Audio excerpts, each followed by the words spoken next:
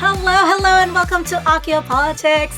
This is a Harry Potter reread podcast focusing on politics in the wizarding world. I am Adri, your host, well, one of your hosts, a recovering English major, and hyper-caffeinated person, joined by a lovely ray of sunshine, Helene. yes, I'm Helene. I am the other host, producer, and I think my issue was that I was over-caffeinated yesterday, so I'm not over-caffeinated yet today, but I will be because I am a tired human being, and we are recording this in the morning.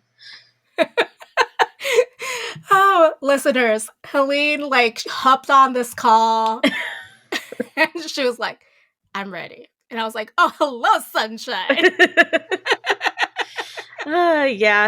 Living on West Coast time does kind of mess you up sometimes, I gotta tell you. Speaking of sunshine, though, I went and got my hair did, because of course, we gotta do what we gotta do.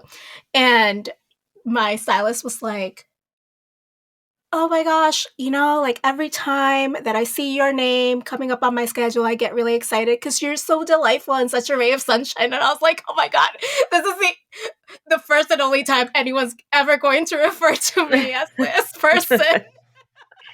Aww.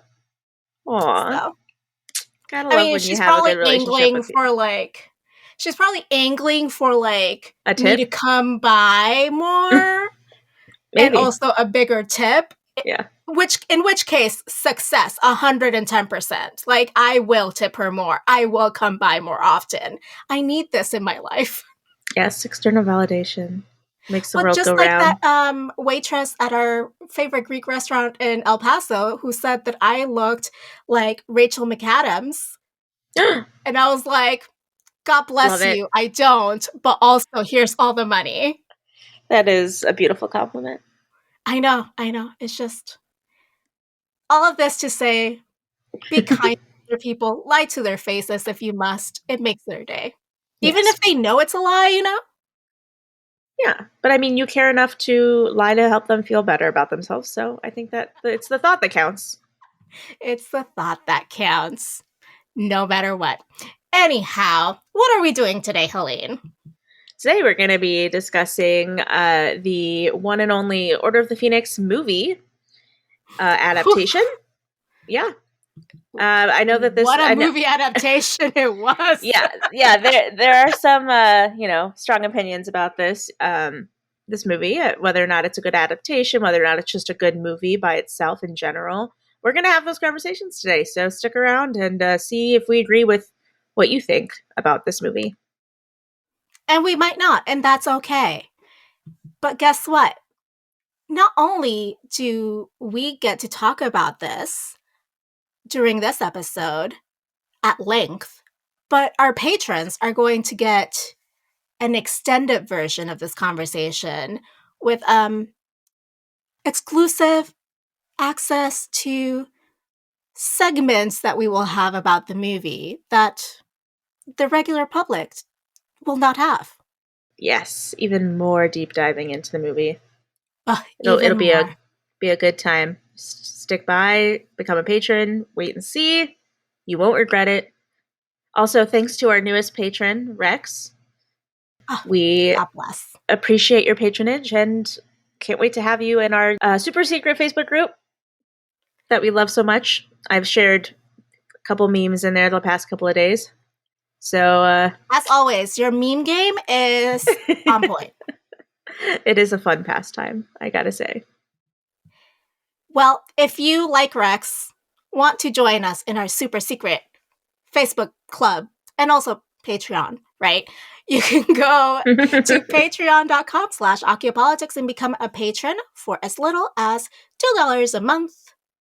And, there's other tiers and stuff. You know the spiel. We've talked about this at length, ad nauseum, but it bears repeating because we are self-promoting hacks. Not the worst thing in the world. No, you know what? It is what it is. No, but let's get into the movie discussion here. So, Okay, so when I think about a movie, like the first thing that gets me excited about like an upcoming release is the casting, for sure. Well, also, who the director is, if I know who the director is. But 9 times out of 10, it's the casting. Yeah, because usually, like really good accomplished actors won't sign on to a project unless the script is good and the story is good and they read it first. So usually, you know that the movie is going to be good if people who are really good accomplished actors join the cast. Unless they are like Nicolas Cage and they are, paying off a lot of debt. Yeah, because most really accomplished actors don't really need the extra money. They do it, for the love of the craft. Yes, and for the awards, which they won't get for shitty movies. So exactly. So, what were some of your favorite like casting choices, acting performances in this Order of the Phoenix adaptation, Adri? Okay, honestly, I'm going to kind of set aside the trio for now because that's like a constant cast that have been with us forever. Exactly. So Imelda Staunton was a fantastic Umbridge. Like just everything. I agree. So hateable. Like she made Umbridge just as hateable as the Umbridge in the books with her little like mannerisms and like her cough was like on point and like her like little sweet simpering self. Oh, brilliant. I agree. Definitely, I gotta hard agree with that. Also, another distinguished actor is Helena Bonham Carter as Bellatrix. She's like a chef's kiss. I often forget that this is the first time we see Bellatrix. Yeah. In the series. As I was watching it, I was like, oh, here's Helena Bonham Carter. And I was like, wait a second, this is the first time we see her. Yeah, it is. And she knocks it out of the park. She's amazing. Honestly, like when I was watching this movie, I could not imagine any other two actors playing those characters at all. Like I kept on trying. Be like, okay, well, like what if the woman who played like Mrs. Trunchbull in Matilda played Umbridge? Because like that's the only other person I could think of that could possibly do it. And I was like, no, I think I still would like, she'd still be too mean. Like Imelda Staunton does the maybe like Aunt Lydia from Handmaids. She'd be good too, but I also can't imagine her being like super sweet, like fake sweet either. Like there's this like really great balance of like saccharine and mean. Yeah, like she's so like. So there was an Easter egg I caught in the movie. I caught a couple of them. I wrote them all down. I made a ton of notes when I watched this movie. And the one that like stuck out for Umbridge. Thank you. The one that stuck out the most for me for Umbridge was they have this shot, and it's a close up shot. So like it was very intentional that they put this in the movie, where you see her Umbridge adding like 3 heaping scoops of sugar to her small cup of tea. And I'm sitting there like, oh my God, that would be like, I love sugar in my tea, but like that is a lot of sugar in my tea. Like that is way too much sugar. And then I was thinking like, oh my gosh, like they are prolonging this shot and putting this in the movie to like emphasize that Umbridge is like sickeningly sweet. And it gives you a stomach ache and it's not good for your body. Exactly. Yes. Like, oh, she's adding sugar because she's trying to come off as like very, very sweet and nice. So the reason you would add so much sugar to something, right, is to mask unpleasantness, right? Like, right, yeah. Because or like mask the lack of something. A lot of fat-free foods, quote unquote, have sugar to kind of like to compensate for the fact that that fat portion isn't there, because otherwise we wouldn't eat it. Like it would not taste pleasing to our taste buds. So like in a way, Umbridge is lacking substance, right? So she has to kind of cover that lack. Or, when I say lack substance, it's just like she's a fucking evil person. So she has to cover that up with so much like sugary sweetness to kind of pass through society. Yeah, it's a metaphor for how she likes to present herself to society, for sure. almost as bad as like this is so disgusting. I'm sorry. It's almost as bad as like spraying perfume after a fart. Like it's not gonna work. It's great. Love it. Yep. Agreed. Yeah. Well, yeah, I think casting was on point. Like you mentioned, like most of the rest of the cast was already in other films.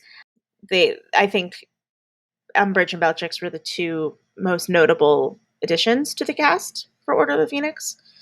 You know what? I also felt like Daniel Radcliffe's acting kind of matured by this point. Oh my god. Yeah, I know that I mentioned this later on, but yeah, Daniel Radcliffe, like his acting performance in this movie, like this movie is what I would point to if someone asked, is Daniel Radcliffe a good actor? Because this boy was, I think, 18 years old when he filmed this movie. I looked it up. And I was blown away. He was by far the best actor in this entire film. Like, and that I'm talking better than like Gary Oldman and Alan Rickman. Like, I know they had smaller parts. So let's be real. Like, no shade to Gary Oldman. Love him as an actor, but this is not who I would have cast as Sirius Black, especially because Sirius Black was supposed to be like 35 years old. Yeah, I agree. Sirius is most of the adults are like yeah. Snape is supposed to be the same age as Sirius as well, and yeah, Alan Rickman and Gary Oldman are definitely aged them up, the characters up for those actors to be them. Which, I mean, if you're gonna change the character for an actor, those are two really, really great actors. So if you want them in your film and you want them to play specific roles, sure, but well, as a newly minted 35-year-old, it really makes me feel like, do I look like a mummy now? Right. Is that it? Like, do I not see it? And the Potter films are trying to tell me something. Yeah, I mean, these men were 50 plus easily. They're like in their 60s or 50s, yeah. So, yeah, definitely a highly contested decision by the casting directors for these movies. But well, I'm sure that they wanted out, Gary Oldman. Like, I'm sure that was like the thing. But also, like, there are other options. Yeah, I agree. I mean, Adam Driver would have made an amazing Snape. Would have been great. Yeah. Well, someday we will get a reboot because But by that time, Adam Driver will be too old. No, there's nothing sacred in this world, right? So, like, there will be a reboot. Yes. But anyway, Daniel Radcliffe's acting performance, especially at the end, when Sirius dies, is like, it gets me every time. Just absolute perfection. I love him. Also, I mean, in terms of the performance and like the dialogue and the casting, right? Here, like that moment, and I know this is a moment that is personal to me, right? Because that's something that I connect to emotionally.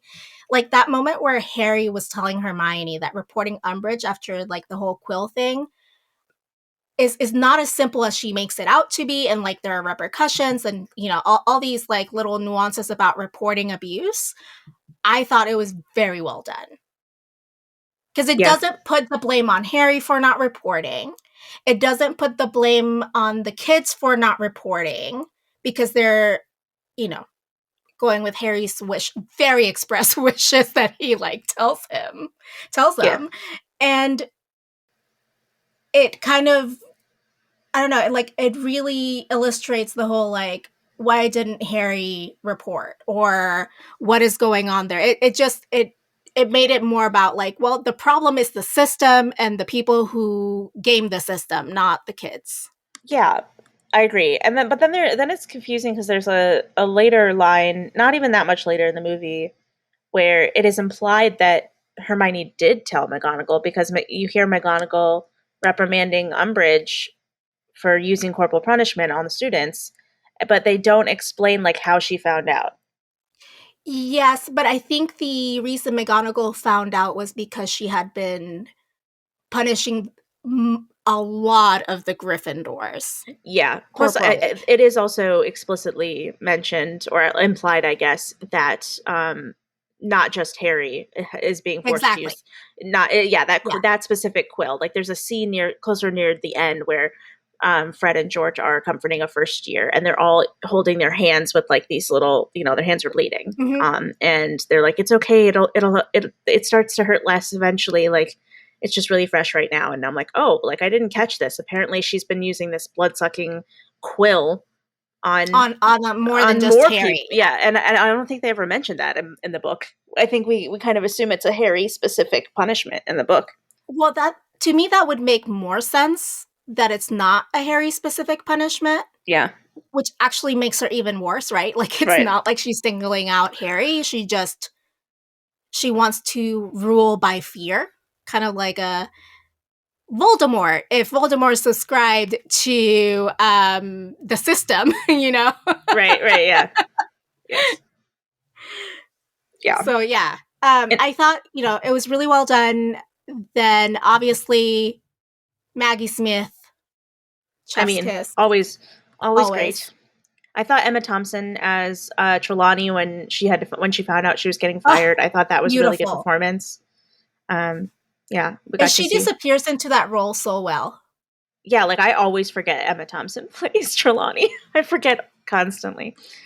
But in terms of dialogue, which is what a good actor does, right? Like, makes you forget that you're watching that actor. Yeah, and it's weird because, like, on the other end of the spectrum, it's like, so I always forget that Emma Thompson is the one that plays Trelawney because, like, she's so good. But on the other hand of the spectrum, like, Alan Rickman is Snape, and Snape is Alan Rickman. So he, like, it's because he's been cast as like a particular subgenre of villain so long. Right.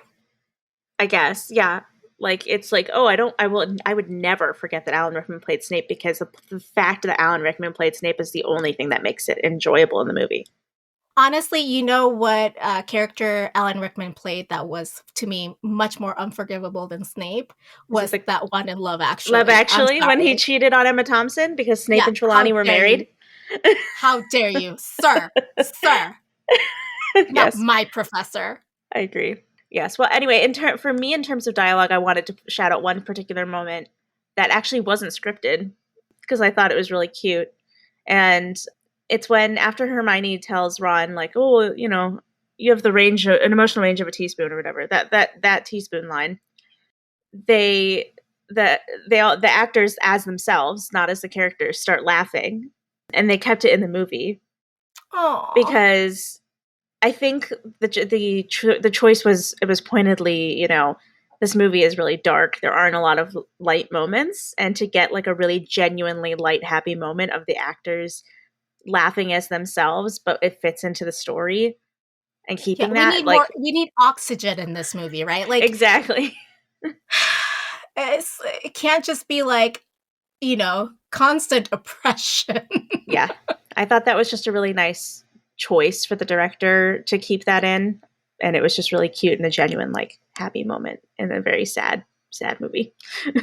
Agreed.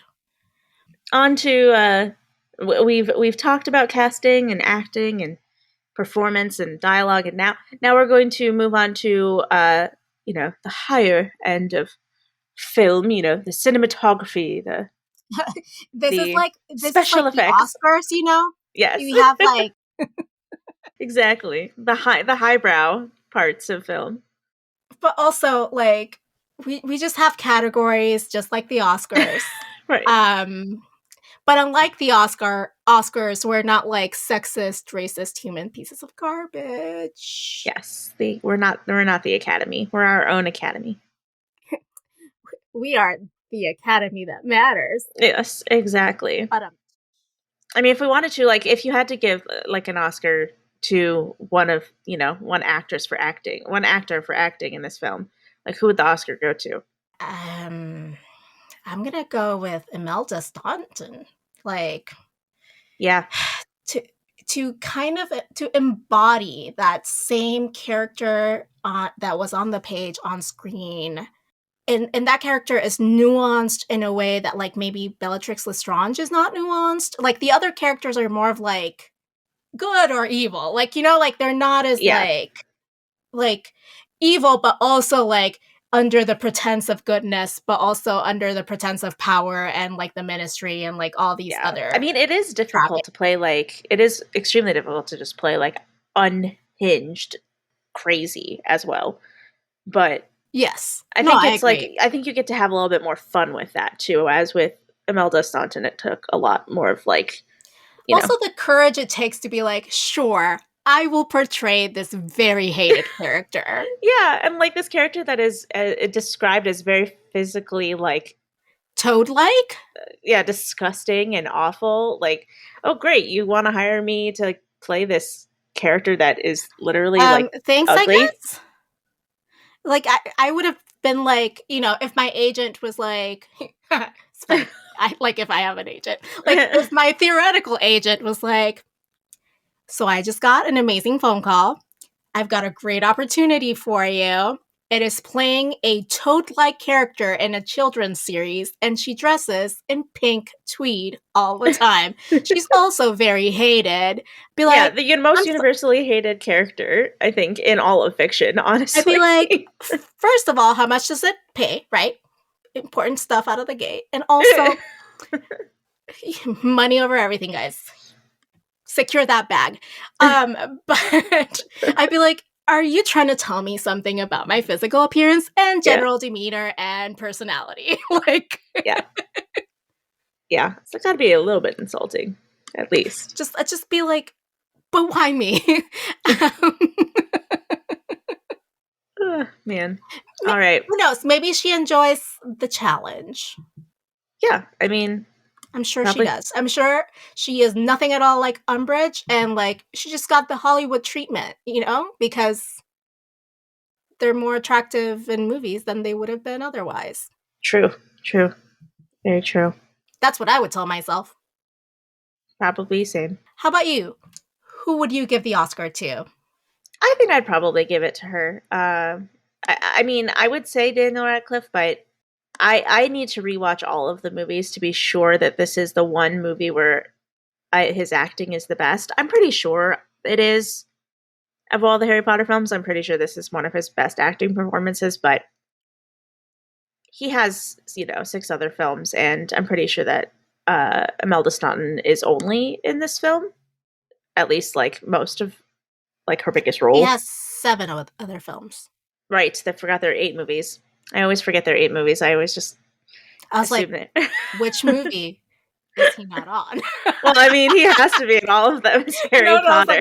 Like, which movie is the actor who plays Harry Potter in the Harry Potter and series not on? Yeah.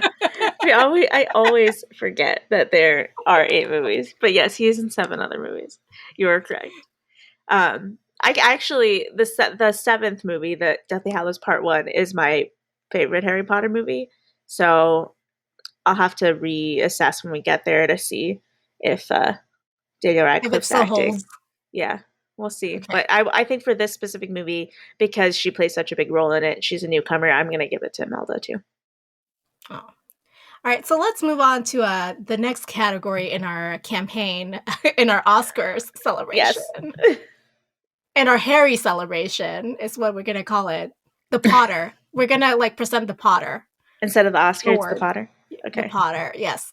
So cinematography and special effects. So thinking about the shot compositions, like the mood, and any special effects, because obviously this is a movie about magic and best rules don't exist, really. Yes. Or basically, like, was the film visually beautiful? Did it flow? Yes. Yeah. I would say verdict for me, yes. I love the cinematography. I thought that the Harry Potter movies always do a really good job of doing those like panning over like shots of the Hogwarts grounds and like Europe. All the budget goes into that. Yes. Yeah, Europe and the UK throughout the seasons. I think that like those types of shots really became popular in the movies when in the third one when oh my god. Alfonso Cuarón. I was like, how did I forget his name? When Alfonso Cuarón directed, he really like cared about the cinematography, and I think that like that tradition just kind of held throughout the rest of the films. Yes. There was a real shift in cinematography between like the first two and then Cuarón's hand in it. And honestly, I really love Alfonso Cuarón anyway, so I was really excited. I think that it's like, especially in the films, because you don't get all that like backwards, all that like, you know, backstory and stuff. It's really important to do those shots because it helps with the world building, because it helps you like feel like you know like more about Hogwarts. And so yeah, I thought that those shots were absolutely beautiful. In terms of special effects, the special effect of Harry using that awful quill for the first time and seeing the words being etched into his hand as he was using it, I thought that was the special effect that like stood out to me the most in the film. What about you? Well, the special effect, I'll start with the special effects, sorry. The special effect that blew me away were the Thestrals. Ooh, those were good. Yeah. Because it's so, I mean, especially when you see Rob, and you're like, you could have done better. Yeah. Y'all could have done better, but the Thestrals were beautiful. Yeah, they were very realistic, and they were exactly what the films do a really good job of like bringing exactly what I pictured to life on film. Except for Grop, I will say again. Yeah, I mean, Grop is kind of just difficult to like imagine in my head too. Like, I don't know. I always had a hard time picturing him. So when I saw the movie adaptation, I was like, yeah, that's probably what he's supposed to look like. I don't know. Also was not in love with like the flying broom scene at the beginning when Harry's being taken to the Order headquarters, but you know, it is what it is. That one didn't. I mean, that one, the special effects and like cinematography didn't bother me as much as like the realisticness of that scene, because like literally so many Muggles can see you. How is this not? One, and to me, it also seemed a lot of like filler, you know. Yeah. Like, oh, we are lingering in these shots to make it like, look at them going past this ferry. Look at them doing these other things in plain view of everyone else, as you were saying. But also, like, I'm like, this is valuable real estate on your screen, is, you know, the time that you spend on these things. And tell me why that is relevant to the story for that amount of time. Yeah, no, I agree. I think that it didn't need to be as drawn out as it was, and it honestly, like the first time I watched the movie, I remember just being so anxious because I was like, they're breaking the statute of secrecy. Like the people on that boat can obviously see there are people flying on brooms right outside their window. Like how? Like this is so stupid. Like I understand you want to capture the magic, but like the whole point is that it's supposed to be a secret. Yeah. Well, it didn't even like, you know how in Chamber there's like the flying car scene, right? That Fort Anglia scene actually moved the story forward. Yeah, plus like they had the invisibility booster, so that helps. Yeah. Exactly. Also, like the amount of time they spent on that scene was perfect because it is one, an integral part of the story. Right. The car comes back later on, right? Yeah. But like, I don't know.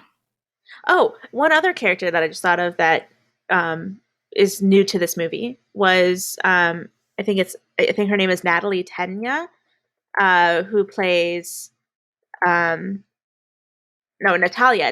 Tenya, who plays Nymphadora Tonks. Oh, and the actress who plays Luna Lovegood, of course. Oh, yes, and Ivana Lynch. Yes. Mm-hmm. Those were great performances. Luna. Yeah. But not to the level of Umbridge / Bellatrix for me. And that may have to do with, like, you know, the experience of those people. You know, I think this was Ivana Lynch's. This is Ivana Lynch's very first film, so yes, very first acting job. Yeah, and also it's not like we see Tonks that much in this film either. True. So it might also have to do with exposure for me, you know, like. Agreed. Yes. But Ivana Lynch as Luna is also pretty good. Yeah, I thought she was a very, very well cast. Yes, for sure. And did we want to give out a Potter for this for this section? A Potter for like our favorite cinematography or special effect moment? Sure. Yeah. We'll give a Potter. Honestly, my Potter goes to the Thestral, obviously. That's it. That's a good one. The Thestral's a good one. I think I might give my Potter to the loudest bang, and I think it would be the firework dragon that we see that Fred and George make as they make their exit from the school. That dragon was pretty cool. I'll give it to that guy. That's a pretty good dragon. All right, so when we're thinking about the plot, I was thinking, should we look at like any significant differences between the book and the film? Because, as people of my ilk, English majors are wont to say the book was better. Yeah, I took note of some big plot differences and things that they cut from the movie. Just like, because normally, if an adaptation is good enough, you won't notice.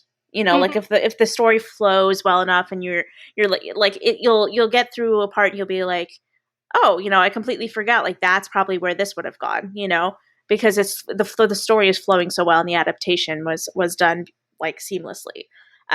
So a lot of the times I honestly, I mean, I won't spoil it, but like overall, I thought this was a very good adaptation of the book. But there were definitely some parts that stood out to me that I was like, oh man, like I can't believe they left that out. And the big one for me, surprisingly, because I famously don't like this character. I am looking forward to this with all my heart. My heart is open. Yeah, the big one for me was I noticed that they like basically assassinated all of the good parts of Ron's character in this film. Like Ron doesn't have a lot of, positive moments for me in the series.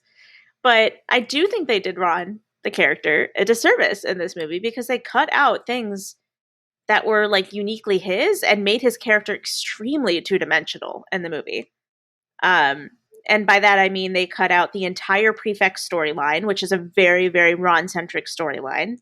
I remember I was watching we got to the scene where they're on the train, which was like literally half a second of just like showing Harry waking up from a dream in the compartment sitting next to Ron and Hermione, with their pets in the compartment, and then it goes to Hogwarts. Like it's literally like a flash by. You hardly see it. The train scene is so quick. You don't even see them in the same compartment as like Luna and Ginny and Neville, because that's what actually happens in this book.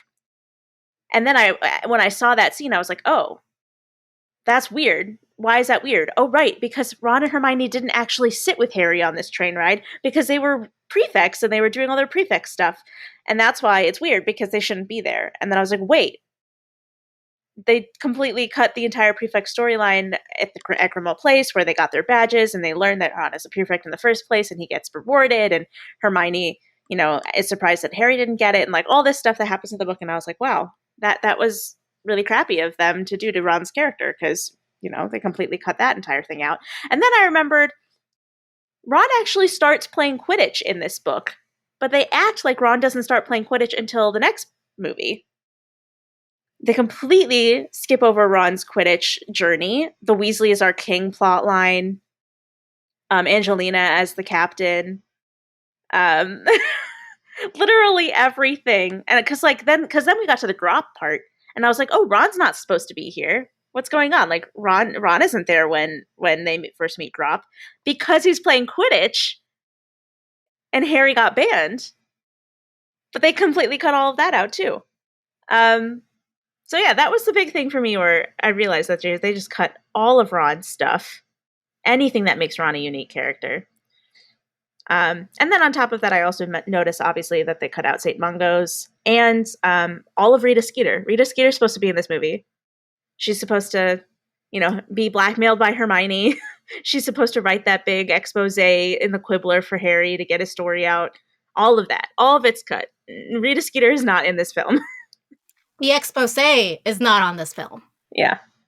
that really, like, so I know that a 35-year-old, according to Harry Potter, looks like Gary Oldman, but that really cleared my skin and brought me to looking more like Tonks than Gary Oldman. Right. Yeah. I mean, everybody's probably just like, I can't believe Helene cared so much about Ron. I mean, it's crazy. I usually don't, but and I think I find because people always say that the movies ruined Ron's character, and I was like, yeah, whatever. Like, I don't really care. But this was the first time where I was like, oh, you know what? I think they're right. They may have a point. They do. They have a point. The movies definitely ruined Ron's character. Sorry, guys. Sorry, Ron fans. Helene, you've been ignoring us forever. I agree. It really did assassinate Ron's character and redeeming qualities. And that is also compounded by, like, the next film, which also doesn't put him in a great light. Yeah, well, I can't wait to look into that deeper, see what happens. So, I feel like there's a real hate campaign against Ronald Weasley on behalf of Warner Brothers. And I gotta wonder, like, and I don't want to make assumptions or anything, but I gotta wonder maybe they like wrote the script based on what the crew estimates to be Rupert Grint's like acting abilities. Like maybe they just didn't think that he could portray those things on screen as well as they wanted him to. Overall, I think Rupert Grint is a terrific actor. I've seen him in things other than Harry Potter, but like... Yeah, I feel like there's... decisions were made, right? And they decided to focus on the doom and gloom of, like, entire Order of the Phoenix and, like, cut out other instances of maybe what they saw as a necessary struggle on Harry's part, which is the whole, like, Quidditch plot line. Yeah. And then they maybe wanted Rupert to be there when they first met Grop or, like, whatever that was. Yeah. But I just felt like, wait, yeah, this... I can see maybe how for a movie, for expediency's sake, that doesn't really add a lot to the plot of the movie, to the general thrust of the movie, because the movie's all about Harry, right? But like, do we have to, like, assassinate these characters? Yeah. Yeah, I mean, it becomes much more obvious when it's, one of the three main characters that gets all of the things that makes him unique and, like, makes his storyline his own, gets taken out of the movie. Like, it becomes much more obvious when it's the trio, It's almost as if this is Harry Potter as told by even, like, Molly Weasley, just like, brush aside Ron, like, focus on Harry and his struggle. So one of the things that I noticed was the hearing seemed to take place in the Department of Mysteries for some reason. I think it takes place on the same floor.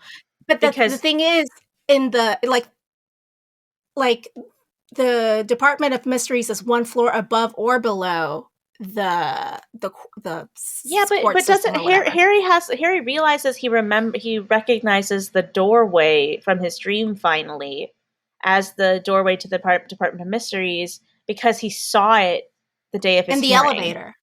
Oh, was it the elevator? Okay. I thought it was the elevator. I don't know. Either way, that plot line made sense to me still, I guess. To me, I was just, like, confused because I was like, wait, no, the room is not in the Department of Mysteries. I can understand maybe why they did that because expediency's sake and, like, not have to build another set and, like, all these other things. But I was like, wait. Then McGonagall questioning the punishments Dolores dishes out instead of, like, the whole, like, I will help Harry become an Auror if it's the last thing I do. Which, like, I feel like that could have been a nice touch. Yeah, they tried to portray the sassiness between the McGonagall and Umbridge in the small time that they had, but they definitely could have done more. And then Dolores measuring Professor Flitwick. Yeah, that was unnecessary. Like, that was rude. So rude. Also, did not do much to endear me more to the character, obviously, which is the whole point. Yeah, exactly. Like, what does his height have to do with his teaching abilities? Absolutely nothing. Also, departure from canon, no Dobby. Yeah, And no Dobby showing Harry that the room of requirement is a thing. And it's Neville instead who shows Harry. This is true. So Neville becomes the de facto Dobby. He didn't. He was in that. He was the de facto Dobby in the fourth book too, or in the fourth movie too. Yeah. Very sad. Also, I wish we'd seen Neville's parents at St. Mungo's, and also St. Mungo's. Yeah, St. Mungo's would have been great. And that moment where like Dolores smashed her way into the room of requirement, which is like, what? Yeah, they just did that for like cinematic effect to do a big explosion. Yes, that's literally the only reason. But clearly also not a thing with the rules of this world. Yeah, like, it's like after that, like, wouldn't the room of requirement not work anymore? Like, exactly, literally blew the wall out. I don't know. or is it like nature is healing? Yeah, you know, like next year it happened. Like, I do think the room of requirement is basically its own character, so maybe it just went to the hospital wing, got patched up. Yeah, it went to St. Mungo's, where we also don't see it, you know? Yeah, that's why we don't see it, because it was at St. Mungo's. I only had one other that I wanted to point out as far as, like, a change to the movie that I actually liked. Oh, tell me. And that was, because in the book we see Harry learns about Thestrals through Hagrid, because he teaches about them in his class. Mm-hmm. And that's how he finds out that Thestrals can only be seen by people who have witnessed death. And in the movie, Luna takes him into the forest and teaches him about Thestrals. And I just liked that. I was like, oh, that's kind of cute. Because you get to, I feel like I was more invested in Harry and Luna's relationship and friendship in the movie than I was in the book. Like, I was like, oh, I can see them, like, their friendship makes more sense to me, and I can see their friendship growing more in the movie, because I feel like they put more time and effort into making those, like, relationships in the movie than they did in the book, personally. Well, it also helps that they have like an easy easy camaraderie and chemistry, like the two actors. Yeah. On screen. So yeah, I agree. It's very good. I liked that change. Yeah. I mean, I do like anytime McGonagall is standing up to Dolores, but I wish we had seen the, thing about the becoming an Auror and like all of that. Would you like a cough drop, Dolores? And also, like, McGonagall wasn't there when Dumbledore disappeared, or did his entire exit. Yeah. His little phoenix clap. That quick conversation with Harry and McGee. Mm-hmm. He just disappeared and like only just winked at Harry, and that was it. And I wish we could have had that little moment at least.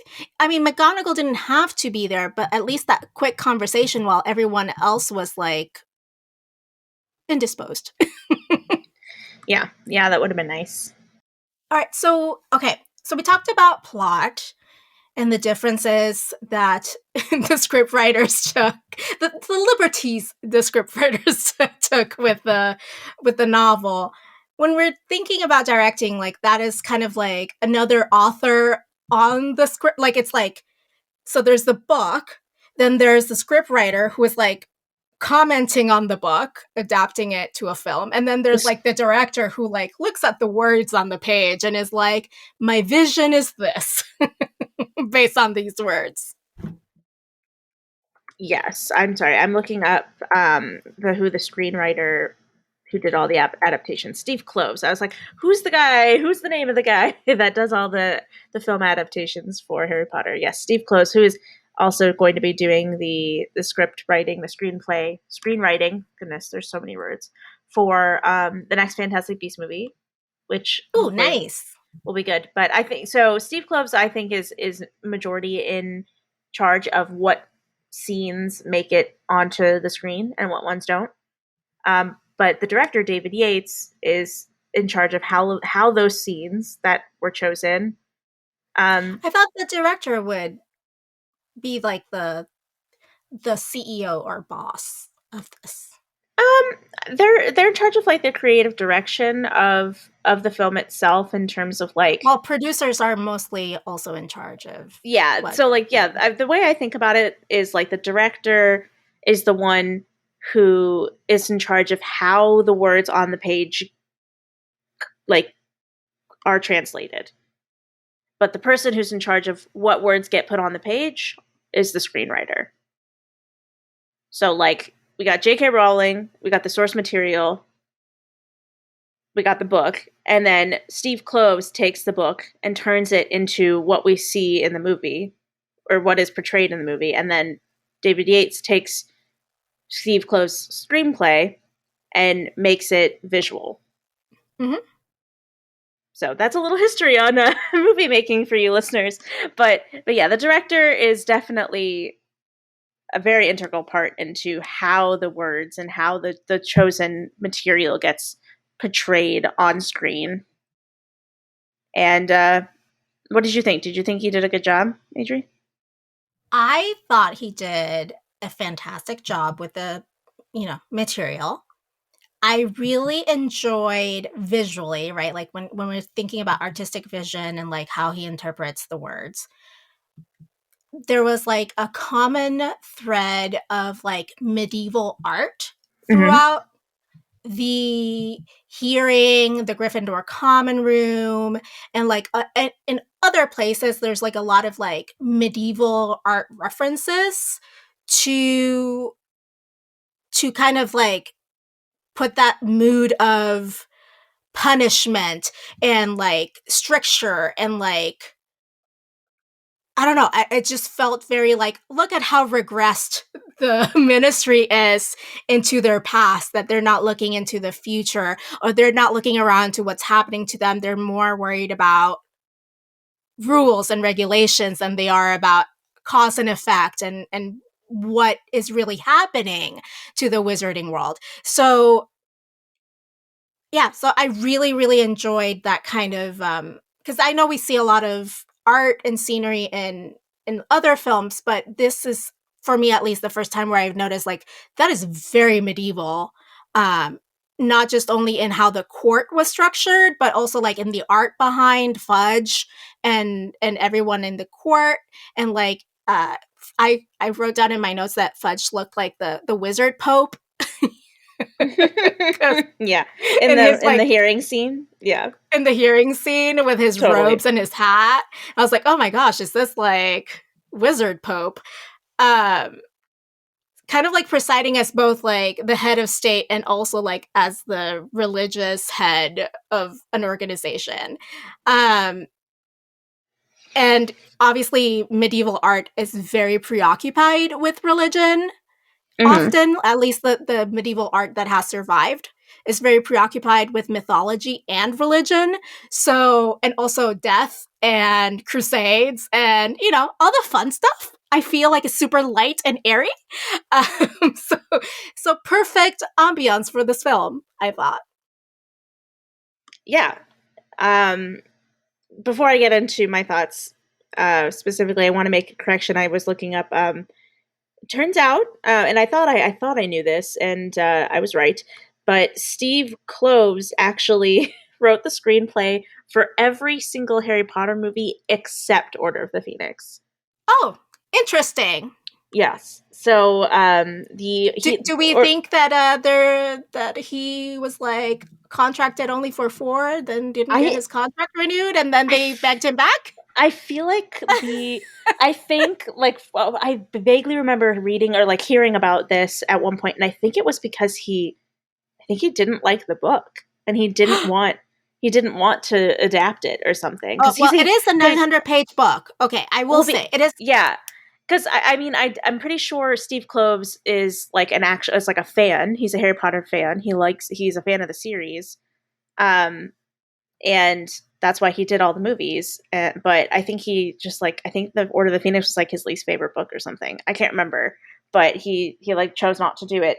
So the screenwriter for Order of the Phoenix is the one movie where it's different than the rest, and it was written by Michael Goldenberg, who did the screenplay for flops such as Green Lantern and the Green Lantern movie with Ryan Reynolds was such a bad movie.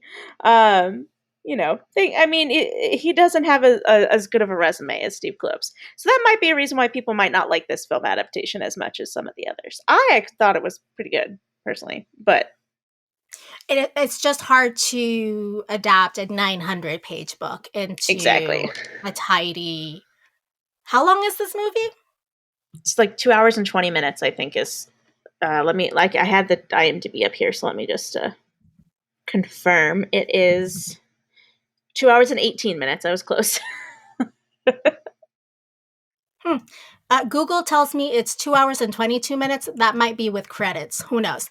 Oh, anyhow, no matter what, 900 pages condensed to a few hours is a lot. Yes. So anyway, that's a screenwriter. But as far as the director, I think David Yates really did hit home with the theme of grief in this book. You could tell that there were themes, like you mentioned, with like the medieval themes and things like that. He definitely stuck onto that theme of grief and made it very poignant throughout the book. And also, I think notable in medieval themes is torture, right? Exactly. So, yeah. Yes. Definitely. There's definitely not torture in Order, right? No, not at all. Nope. But I think that he did a great job of translating Harry's grief onto film. Because I feel like it's a really difficult thing to do, because a lot like that grief obviously comes off as angst a lot of the times, and I think that he did a great job of portraying it not just as like some frivolous teenage angst, but like angst that is really deeply rooted in like trauma and fear and grief. So I thought he did a really great job of doing that. I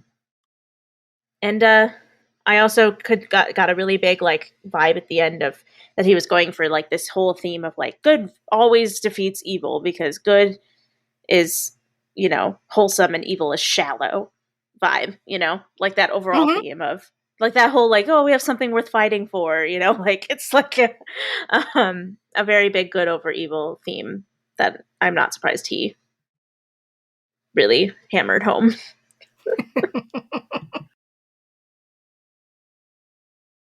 All right, so we are done with our directing category, and the following is only for patrons.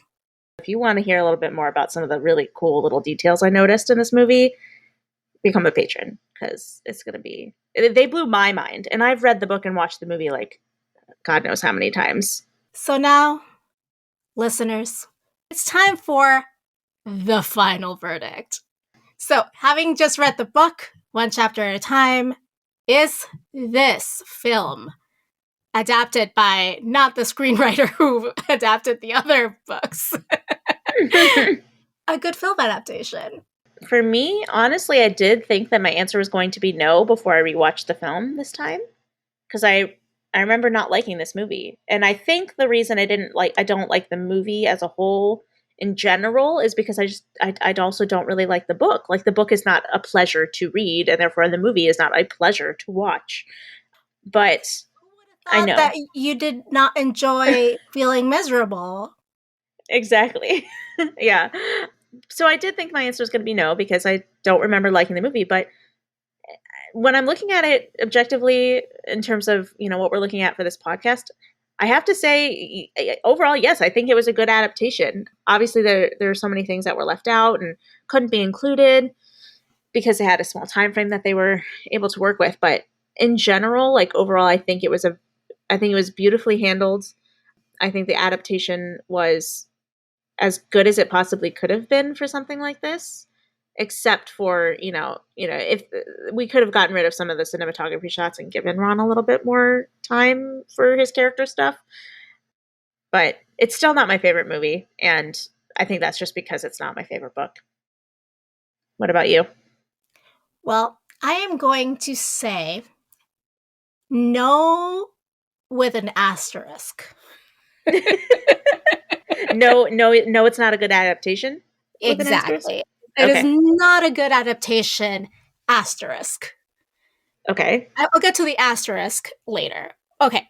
So, because it took out a lot of the meat of the parallel characters or supporting characters' plot lines and storylines that are integral to our understanding of who those characters are and how they behave, I'm going to say no. Because even though this is Harry's story, it's not just Harry's story. He is not alone in an island, just being himself. The asterisk that I posit, however, is the following. Yes. And this is thanks to Seth, my husband, who has never read one book. He has read like maybe 4 chapters of this entire series, and only for this podcast. He said, because he was obviously watching it with me, because, did he have a choice? No. He doesn't. He does not have a choice. He has to watch it with me. No, but he was saying, like, I was telling him how I don't think this is a good adaptation of the source material. And he said, I actually like this one better than any of the ones that came before it, because I can actually follow what's going on. Like, I can understand without having read the book, like what the main point of the story is, like what's happening, why it's happening. And that's my asterisk. Like, yeah. If being go ahead. I was just going to say, I think that the question of whether or not it's a good adaptation is kind of subjective, because in general, I think when I'm looking at it from like a film standpoint, not a book reader standpoint, because for me, the books and the movies are 2 totally separate entities. They totally are. Yes. And a lot of people want the movies to be exactly like the books. And I think that's impossible. Yeah. Yeah. And I think that with the tools that they were given, with, what they were able to do, I think that they did make a good movie, because they made one that makes sense. They made one that flows. They made one that included really important plot points. And overall, but like, yeah, if you're looking at it from a standpoint of someone who loves the books and wants all of the important parts of the books to be in the movies, like, obviously they had to leave a lot of stuff out, which means, well, it's not that, for me, a good adaptation does not have to do like all the plot beats.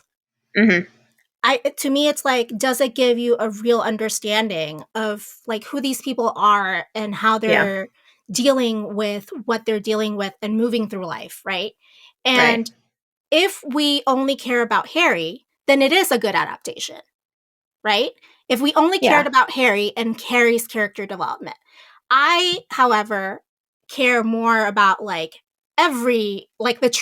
specifically the trio's character development, because I think of the trio as more like a unifying character. Like, whenever the trio is fighting with each other, it's almost like when one side of you is like in conflict with another side of you type situation. And so for me, it is not a good adaptation in terms of getting us an understanding of the characters, what they're going through, what their arc is, what their growth is, or whatnot. It is a good adaptation if we're looking at it from, obviously, like, is it succinct? Does it grasp the main meaning of the source material? Does it provide us all the information we need to understand it without having read the source material? Then yes. Yeah. So that is my no asterisk explanation. Yeah, I like that. Yeah, definitely. All right. All right. And as you know, we end out our episodes with the media we've been consuming. Helene, tell me all about what the things that you have been watching. Well, obviously, I had to watch this movie for this podcast, so this is media that I was consuming. I know, crazy. Wait, you didn't get all those Easter eggs from memory? I know, right? But no, other than that, like, I started watching Modern Family, so I'll have more of a verdict on that when I get a little bit more into depth. But Wait, this is my your first time watching. Time? It is. Were you a Modern Family virgin? Yeah, I'd never seen it, so I decided to watch. Are so you I think on season 1? What season are we talking about? I think I'm like end of season 1, early season 2, possibly. So yeah, I mean, I like it. It's a nice, like, light thing to have on. Mitch and Cam. Yeah. I probably will have more strong opinions like when I get later into it. So I'll get into that. You will. Later on. But the one thing that did stand out to me that I did consume this week was the series finale of Handmaid's Tale premiered this week. And if any of you to watch that, you probably are having some thoughts because dang, that series finale was tense. It was and that's intense. Quite a feat, because every fucking episode is tense. Yeah, so like the last season, I mean, spoiler alert, I guess, for Handmaid's Tale. I'll try not to, get too spoilery, but like the big spoiler for the last season is that June eventually does make it out of Gilead. She makes it to Canada. And so the last season is really like navigating her PTSD and her trauma and like finding ways to get closure for all the shit that she went through when she was in Gilead. And the last episode is just a culmination of that and her way of getting closure and her personal justice coming to a head. And damn, it's insane. It's like in the best way.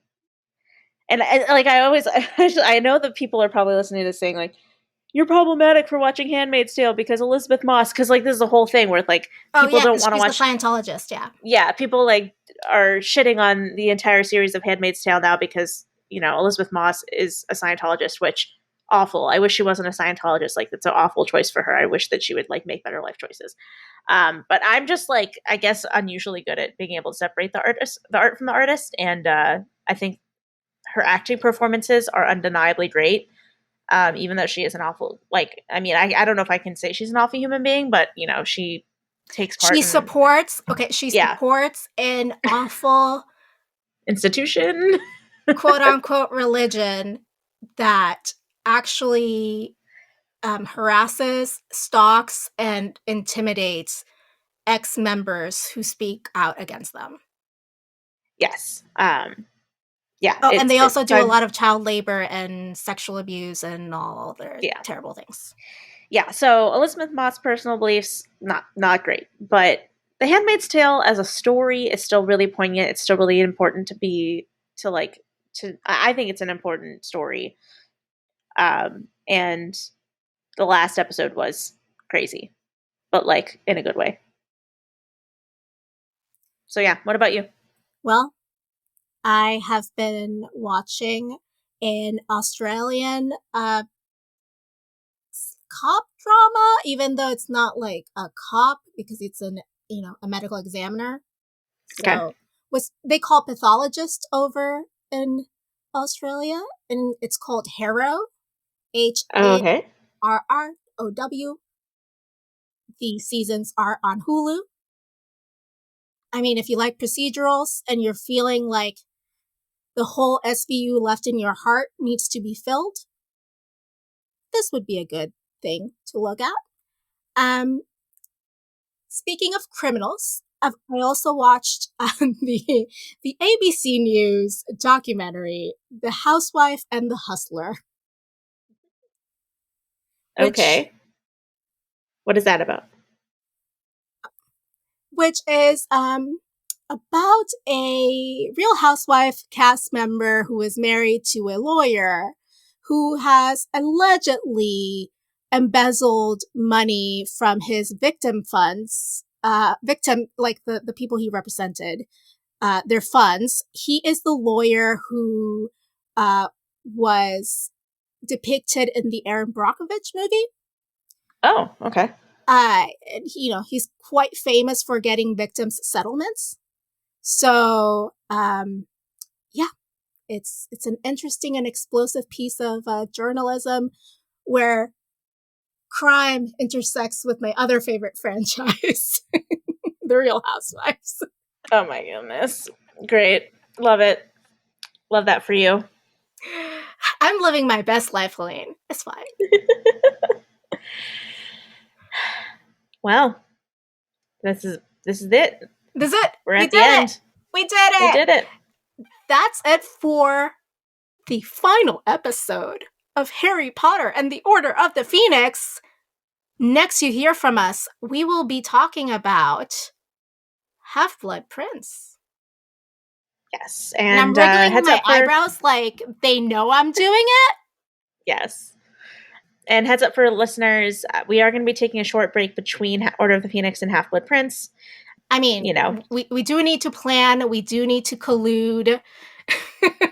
Yes. I mean, we're basically starting like a whole new season of the show with this new book, and we want to make sure that it is as amazing as possible for you guys. And we're going to be discussing any potential changes and improvements to the show. So just look forward to that. We'll be back in your feeds in a couple of weeks. And can't wait to discuss Half-Blood Prince. Well, I for one, can't wait to, hear from our listeners if there's any suggestions they have for what they want to hear, new segments, next old segments, quien sabe, I want to know. And I can't wait to plan with you, Helene, what this show is going to look like next season. Me too. Very excited. But for now, if you've enjoyed this conversation, please take a second to give us a 5-star rating on Apple Podcasts or wherever you're listening right now. And it will help us, find new listeners, help new listeners find us. And it makes us happy because, we love hearing from you guys. So get on it.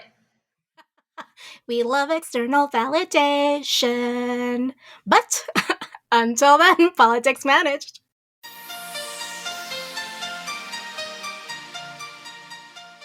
Support this show by going to patreon.com/occhiopolitics. Our patrons keep this show going. You can find us online at occhiopolitics.com, and we are at occhiopolitics on Twitter, Facebook, and Instagram. You can email us your thoughts at info@occhiopolitics.com. Leave us a voicemail at 915-996-1699. And you might just hear yourself on the podcast. Adriana Wilson is the founder and creative director of the podcast. Helene Karp is the producer and social media manager. Allison Pullman is the audio wizard and editor who makes us sound so good. Cover art and physical rewards are designed by Adriana Wilson. The views expressed by the hosts and guests are expressly their own and not representative of their employers or associates. Occiopolitics is part of the MuggleNet family of podcasts.